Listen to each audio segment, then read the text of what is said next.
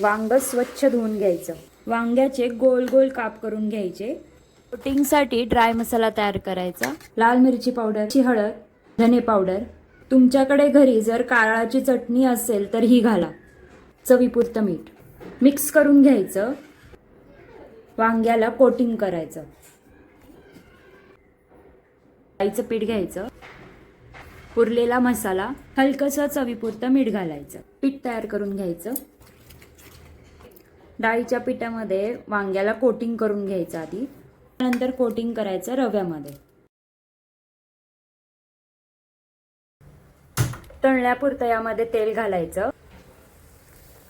तळलेले हे वांग खायला एकदम मस्त लागतं, एकदम कुरकुरीत. तुम्ही नाही का फिश तळताना ते सुद्धा विसरून जाताल जेव्हा हे वांग खाताल.